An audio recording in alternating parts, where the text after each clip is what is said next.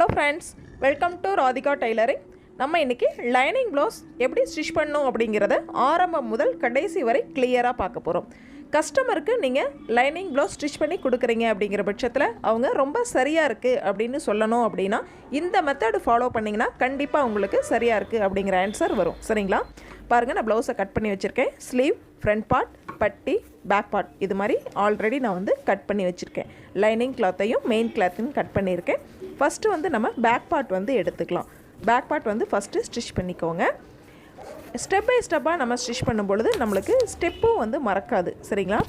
Neck விட்டு சரியாக இருக்கா அப்படிங்கிறத செக் பண்ணிக்கோங்க. நம்ம எவ்வளவு அகலம் வச்சுருந்தோங்கிறத சரி பார்த்துக்கோங்க.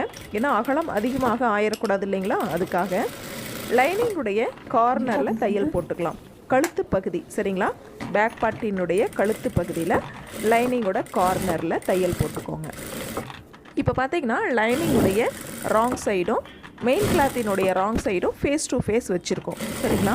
இந்த மாதிரி வச்சுட்டு லைனிங்குடைய கார்னர் ஃபுல்லாக ஃபஸ்ட்டு கழுத்து பகுதி, next arm whole round, next side உயரம், அடுத்து பேக் பார்ட்டினுடைய அதாவது கீழே ஹிப் ரவுண்டு இருக்கு இல்லைங்களா அந்த சைடு, நெக்ஸ்ட்டு மறுபடியும் அதே போல் லைனிங்குடைய எண்டிங் ஃபுல்லாக இது மாதிரி நம்ம தையல் போட்டுக்கிறோம். இது ஃபஸ்ட்டு ஸ்டெப். சரிங்களா? அடுத்து பார்த்திங்க அப்படின்னா எக்ஸஸான கிளாத்தை கட் பண்ணிடணும். லைனிங் கிளாத்தில் சிசர் படாத அளவுக்கு கரெக்டாக கட் பண்ணுங்கள்.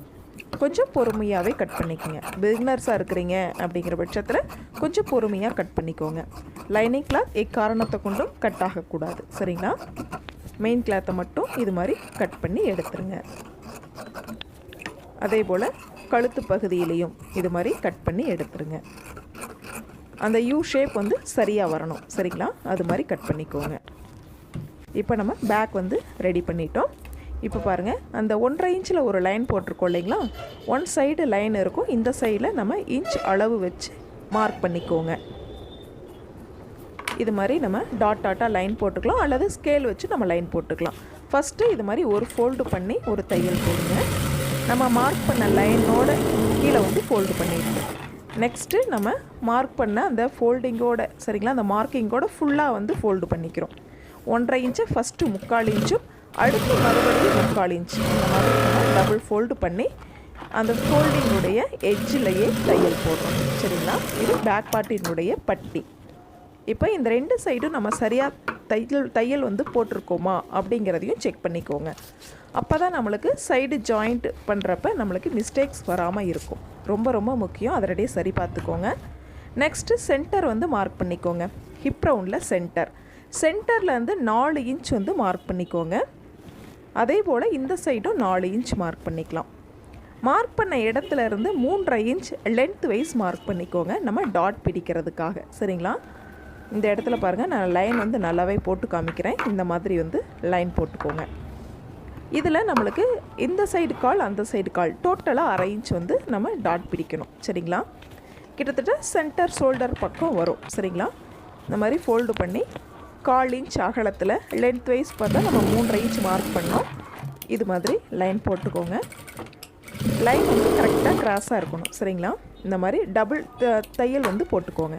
கண்டிப்பாக டபுள் தையல் போடணும். நெக்ஸ்ட்டு இந்த மாதிரி ப்ரெஸ் பண்ணி விட்டிங்கன்னா அந்த லைட்டான சுருக்கங்கள் தெரியாது, நல்லா நீட்டாக இருக்கும். அதே போல் இந்த சைட்லேயும் நம்ம அந்த போட்ட மார்க்கிங்கில் டபுள் ஸ்டிச் போட்டுக்கோங்க. போட்டுட்டு நல்லா ப்ரெஸ் பண்ணி விட்டிங்க அப்படின்னா நம்மளுக்கு அந்த சுருக்கங்கள் தெரியாது, நீட்டாக இருக்கும். சரிங்களா? இப்போ ஹிப் ரவுண்டு நம்மளுக்கு கரெக்டாக அமையும். இந்த மாதிரி டாட் பிடிச்சிட்டோம் அப்படின்னா இப்போ நம்மளுக்கு பேக் பார்ட் ரெடி ஆயிடுச்சு. இது மாதிரி பேக் நம்ம ரெடி பண்ணிட்டோம். அடுத்து பார்த்திங்கன்னா ஸ்லீவ் எடுத்துக்கலாம். சரிங்களா? ஸ்லீவ் பார்ட்டில் 2 பார்ட் இருக்கும். ஒரு பார்ட் எடுத்துக்கோங்க. ஃபஸ்ட்டு ரைட் சைடும் ஃபேஸ் டு ஃபேஸ் வச்சுக்கோங்க. இந்த மெத்தடு உங்களுக்கு கொஞ்சம் ஈஸியாக இருக்கும். அதனால் இந்த மெத்தடை ஃபாலோ பண்ணிக்கோங்க. அதுலலாம் பார்த்தா நம்ம ராங் சைடும் ஃபேஸ் டு ஃபேஸ் வச்சோம். ஸ்லீவில் பார்த்திங்கன்னா ரைட் சைடும் ஃபேஸ் டு ஃபேஸ் வச்சுருக்கோம். 1/4 இன்ச்சில் தையல் போட்டுட்டு இந்த மாதிரி ஓப்பன் பண்ணிங்க அப்படின்னா லைட்டாக அந்த கார்னரில் ப்ரெஸ் பண்ணும் பொழுது நல்லா ஃபோல்டிங் ஆகிக்கும். நம்ம லைனிங் கிளாத்தோட எட்ஜில் இது மாதிரி தையல் போட்டுக்கலாம். நெக்ஸ்ட்டு பாருங்கள், இந்த மாதிரி ஒரு ஃபோல்டு பண்ணுறோம். இப்போ லைனிங் கிளாத் ஃபுல்லாக உள்பக்கமாக போயிடும். நம்மளுக்கு வெளி பக்கத்தில் லைனிங் கிளாத் தெரியாது. மெயின் கிளாத்தில் மறுபடியும் நம்ம தையல் போட்டுக்கலாம்.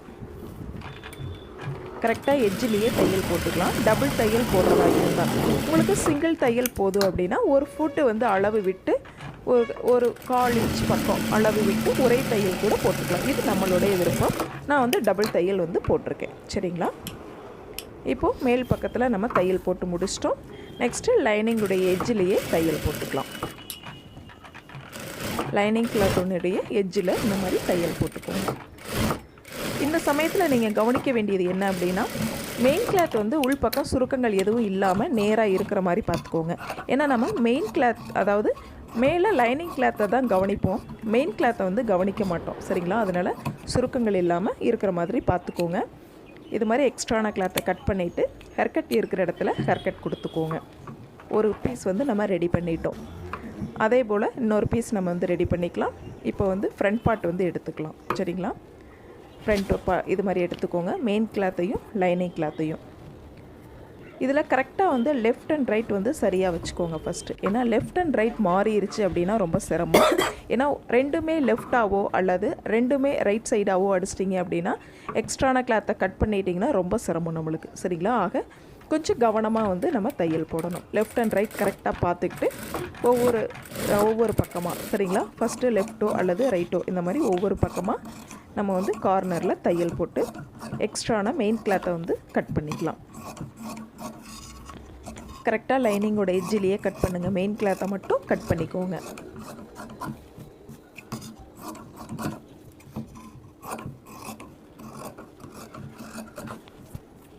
ஓகே, இந்த மாதிரி கட் பண்ணிவிட்டு எக்ஸ்ட்ரா பாருங்கள், நம்ம ஹேர்கட் கொடுத்துருக்கோம் இல்லைங்களா, அந்த ஹேர்கட் வந்து ஹேர்கட் கொடுத்துக்கோங்க மெயின் கிளாத்துலேயும்.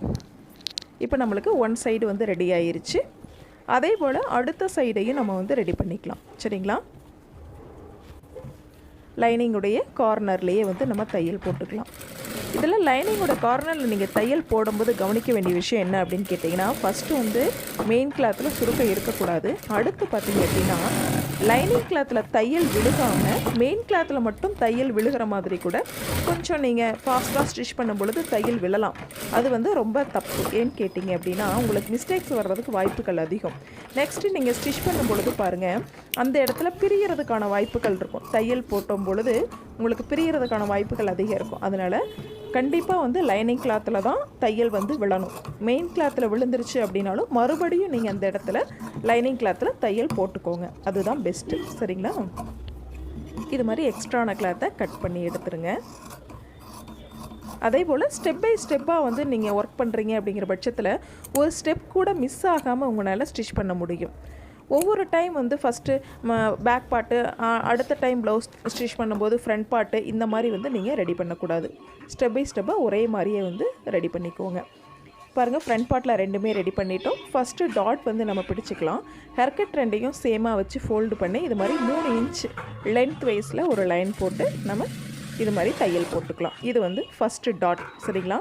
நான் வந்து அப்படியே திருப்பி கீழ்ப்பக்கமாக அடிக்கிறேன், கொஞ்சம் ப்ராக்டிஸ் அப்படிங்கிறதுனால. நீங்கள் பிகினர்ஸ் அப்படின்னா நீங்கள் கீழே இருந்தே மேல் பக்கமாக அடிங்க, ஹேர்கட்டில் இருந்தே. சரிங்களா? இல்லை உங்களுக்கு ஓகே அப்படின்னா மறுபடியும் நீங்கள் இந்த மாதிரி திருப்பி கூட அடிக்கலாம் தான்.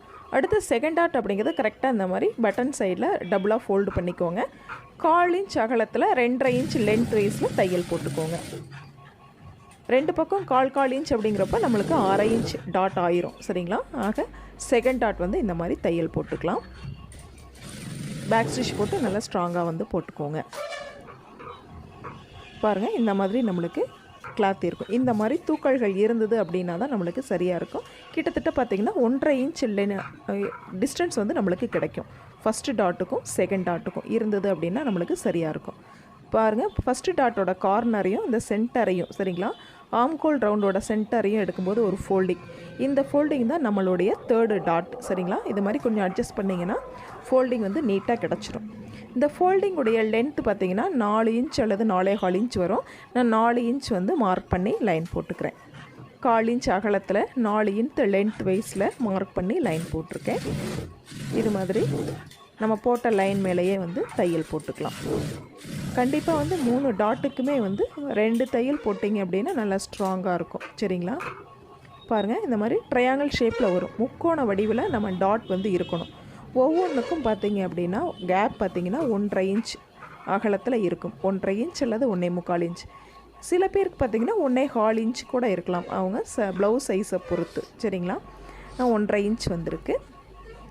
இது மாதிரி நான் வந்து டாட் பிடிச்சிருக்கேன், நீங்கள் செக் பண்ணிக்கலாம். கிட்டத்தட்ட சேம் அளவாக இருந்தது அப்படின்னா ரொம்பவே வந்து பர்ஃபெக்டாக இருக்கும், ஷேப் வந்து ரொம்ப நல்லா இருக்கும். சரிங்களா, அதே போல் அடுத்த பக்கத்தையும் எடுத்து இது போல் ஃபஸ்ட்டு டாட் வந்து நம்ம மார்க் பண்ணி தையல் போட்டுக்கலாம். டபுள் தையல் வந்து இந்த மாதிரி போட்டுக்கலாம். நெக்ஸ்ட்டு இது மாதிரி டபுளாக ஃபோல்டு பண்ணிக்கோங்க பட்டன் சைடு. சரிங்களா, பட்டன் பட்டி சைடு. அதே போல் 2.5 இன்ச் லென்த் வைஸில் 1/4 இன்ச் வந்து அகல வாக்கில் சரிங்களா தையல் போட்டுக்கலாம்.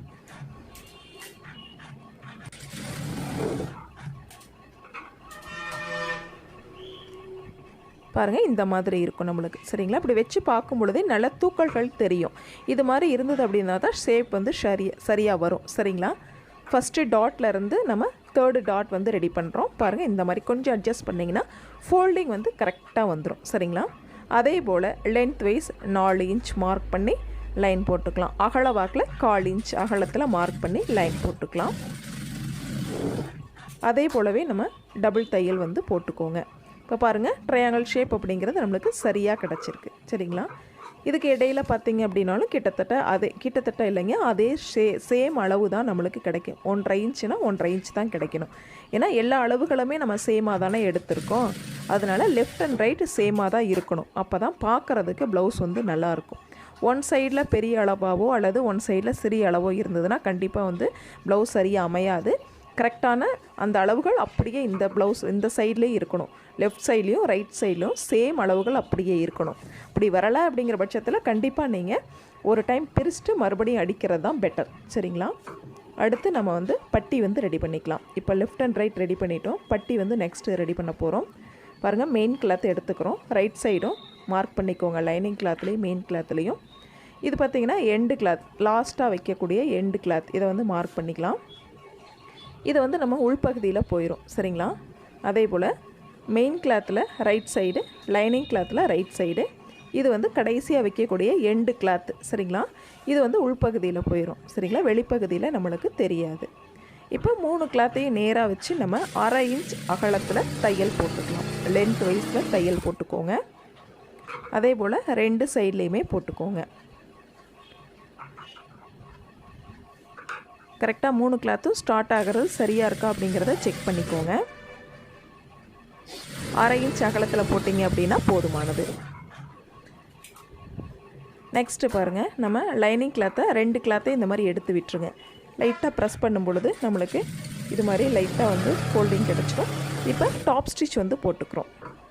இந்த மாதிரி நல்லா ப்ரெஸ் பண்ணி விட்டுட்டு இந்த கிளாத்தை இந்த மாதிரி மடக்கி விட்டுருங்க. லைனிங் கிளாத் பகுதியில் மடக்கி விட்டுட்டு பாருங்கள், இந்த சைடு மடங்கி இருக்குது. மெயின் கிளாத் சைடில் மடங்கலை, அந்த 1/2 இன்ச்சு லைனிங் கிளாத் சைடில் மடங்கி இருக்குது. சரிங்களா, இப்போது லைனிங் கிளாத் மேலே நம்ம தையல் போட்டுக்கிறோம். இப்போ பாருங்கள், ஃபுல்லாக வந்து ஃபோல்டு பண்ணும் பொழுது இந்த மாதிரி எண்டு கிளாத் வந்து உள்பக்கமாக போயிடும். சரிங்களா, லைனிங் கிளாத் அந்த சைடில் இருக்கும். இந்த சைடு பார்த்திங்க அப்படின்னா நம்மளுக்கு மெயின் கிளாத், ப்ளவுஸினுடைய மெயின் கிளாத். அதே போல் 2 பட்டியுமே இதே போல் நம்ம ரெடி பண்ணிக்கிறோம். இதில் சிங்கிள் ஸ்டிச் போடுறதும் டபுள் ஸ்டிச் போடுறதும் நம்மளுடைய விருப்பம். சரிங்களா, நான் வந்து சிங்கிள் ஸ்டிச் தான் போட்டிருக்கேன். நெக்ஸ்ட்டு பட்டி வந்து நம்ம ஜாயின் பண்ணலாம். அதுக்கு ஃப்ரண்ட் பார்ட், பேக் பார்ட் மேலே ஃப்ரண்ட் பார்ட் வச்சுக்கோங்க. பட்டியில் பாருங்கள், கொக்கி பட்டி சைடில் 1/2 இன்ச் மேல் பக்கமாகவும் ஃபஸ்ட்டு டாட் பகுதியில் 1/2 இன்ச் மேல் பக்கம், அதே போல் சைடு உயரம் பகுதியிலையும் மார்க் பண்ணிட்டோம். பட்டியினுடைய முதல் அகலம் அப்படிங்கிறது 4 இன்ச் கிடச்சிருக்கு. சரிங்களா, அடுத்தது பட்டியினுடைய 2வது அகலம் 2.5 இன்ச் இருக்குது. அதே போல் பட்டியினுடைய 3வது அகலம் அப்படிங்கிறது பாருங்கள் 3.25 இன்ச் இருக்குது. சரிங்களா, அதை அப்படியே வந்து நம்ம நோட் பண்ணிக்கலாம். ஃபஸ்ட்டு பாருங்கள், பட்டியினுடைய அகலம் 4 இன்ச்சில் ஒரு 1/4 இன்ச் குறைச்சி 3.25 இன்ச் மார்க் பண்ணிக்கோங்க, போதுமானது. ஏன்னா கிராஸ் அப்படிங்கிறதுனால. அடுத்து கிராஸினுடைய அளவு எடுத்து மார்க் பண்ணிக்கோங்க.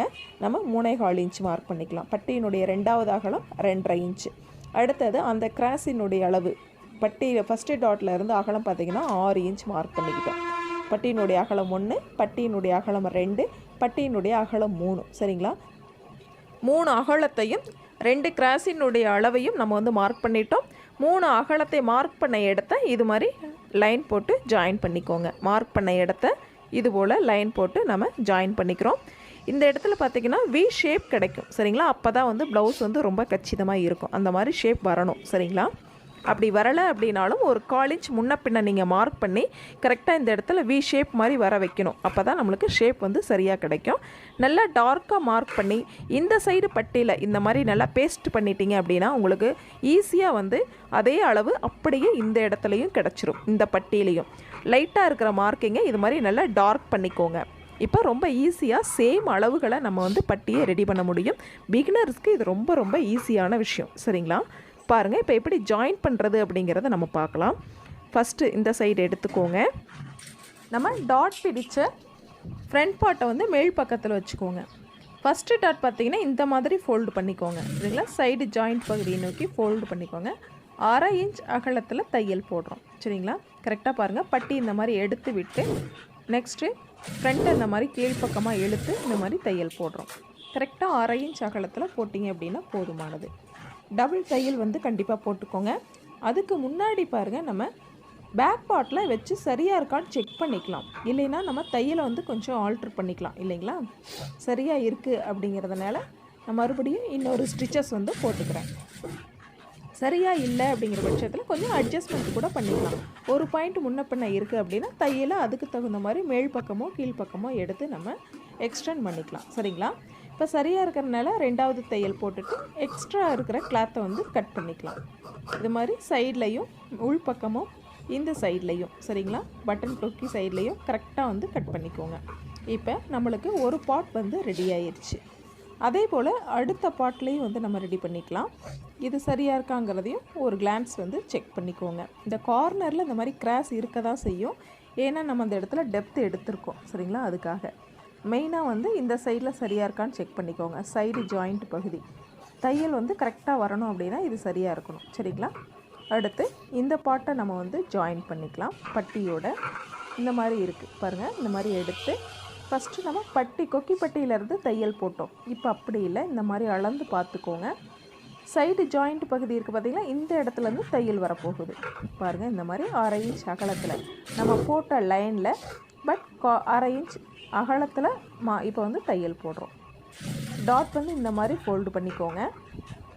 டாட் கிட்ட வரும்பொழுது மட்டும் கொஞ்சம் தையல் வந்து அகலம் கம்மியாக இருக்கும். 1/2 இன்ச் தேவையில்லை, 1/4 இன்ச் அகலம் போதுமானது. மேற்படி மேல் பக்கம் வரும்போது 1/2 இன்ச் தாராளமாக போடலாம் சரிங்களா.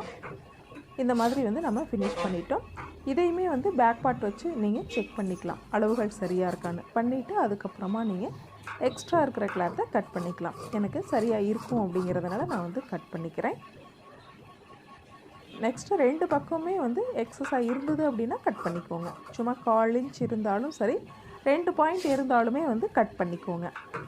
இப்போ கொக்கிப்பட்டி சைடில் சரியாக இருக்காங்கிறதையும் செக் பண்ணிக்கோங்க. இல்லை கொஞ்சம் எக்ஸஸாக இருக்குது அப்படிங்கிற பட்சத்தில் பாருங்கள், ஒரு நூல் எக்ஸ்ட்ரா, அதாவது ஒரு பாயிண்ட் துளியூன் எக்ஸ்ட்ரா வந்து நம்ம தையல் போட்டுக்கலாம். அப்போ ஈக்குவல் ஆயிடும் சரிங்களா. நம்ம டபுள் ஸ்டிச் போட்ட மாதிரியும் ஆயிடுச்சு. இப்போ நம்ம 2 கிளாத்தையுமே வந்து, அதாவது லெஃப்ட் அண்ட் ரைட் 2 முன் பார்ட்டையும் ரெடி பண்ணிட்டோம். ஃப்ரண்ட் பார்ட் 2ம் நம்ம ரெடி பண்ணிட்டோம். நெக்ஸ்ட் பதிவில் பார்த்தீங்க அப்படின்னா கொக்கிப்பட்டி வந்து எப்படி ஸ்டிச் பண்ணணும் அப்படிங்கிறதையும், ஸ்லீவ் எப்படி வந்து அட்டாச் பண்ணணும், ஈஸியான முறையில் எப்படி அட்டாச் பண்ணணும் அப்படிங்கிறதையும், சைடு ஜாயிண்ட் வந்து ரொம்ப எளிமையான முறையில் எப்படி நம்ம அட்டாச் பண்ண போகிறோம் அப்படிங்கிறதையும் கிளியராக ஒரே வீடியோவில் நம்ம வந்து பார்க்க போகிறோம். நம்ம வீடியோஸ் பிடிச்சிருந்தது அப்படின்னா சப்ஸ்கிரைப் பண்ணிக்கோங்க. பக்கத்தில் இருக்கிற பெல் ஐக்கானையும் கிளிக் பண்ணிக்கோங்க. ஆல் அப்படிங்கிற சிம்பிளையும் டச் பண்ணிக்கோங்க. அப்போ தான் நான் போடுற வீடியோஸ் அனைத்தும் உங்கள் மொபைலுக்கு உடனே ரீச் ஆகும். Thank you friends.